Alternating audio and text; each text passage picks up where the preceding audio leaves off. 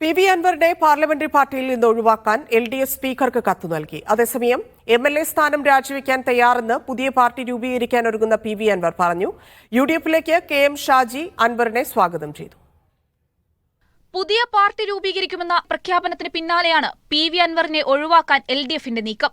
അൻവറിന്റെ seat CPM ബ്ലോക്കിൽ നിന്നും മാറ്റണമെന്നാവശ്യപ്പെട്ട് എൽ.ഡി.എഫ് നിയമസഭാ കക്ഷി നേതാവ് ടി.പി. രാമകൃഷ്ണൻ നിയമസഭാ സ്പീക്കർക്ക് കത്ത് നൽകി.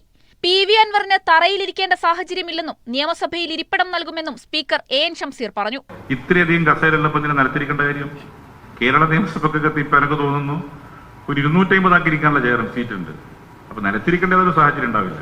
നിയമപ്രശ്നങ്ങൾ വന്നാൽ MLA സ്ഥാനം രാജിവെക്കാനും തയ്യാറാണെന്ന് പി.വി. അൻവർ. നമ്മൾ ഈ പോരാട്ടം തുടരും.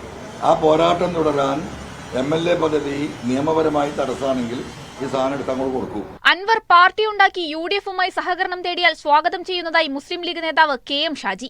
അദ്ദേഹത്തിന് സഹകരിക്കാവുന്നതാണ്. പക്ഷേ അദ്ദേഹത്തിന്റെ നിലപാടുകൾ വേറെ വ്യത്യസ്തമായിട്ട് അദ്ദേഹം നിലപാടെടുത്തുകൾ പോകുന്നു. സ്വാഭാവികമായിട്ട് അത് പറയേണ്ടത് അദ്ദേഹം മാത്രമാണ്. പാർട്ടി രൂപീകരണത്തിനായുള്ള നീക്കങ്ങൾ വേഗത്തിലാക്കുകയാണ് പി.വി. അൻവർ. മഞ്ചേരിയിലെ പൊതുസമ്മേളനത്തിൽ പാർട്ടിയുടെ പേര് പ്രഖ്യാപിക്കാനാണ് തീരുമാനം. സ്വന്തം കാലിൽ നിൽക്കാൻ ശേഷിയില്ലാത്തതുകൊണ്ടാണ് KT ജലീൽ തനിക്കെതിരെ സംസാരിക്കുന്നതെന്നും അൻവർ പറഞ്ഞു. ആരാന്റെ കാലിൽ നിൽക്കേണ്ട ഗതികേട് തനിക്കില്ലെന്നും ഇങ്ങോട്ട് മാന്യത കാണിച്ചാലേ തിരിച്ചുണ്ടാവൂ എന്നും KT ജലീൽ പ്രതികരിച്ചു. മീഡിയ 1 മലപ്പുറം.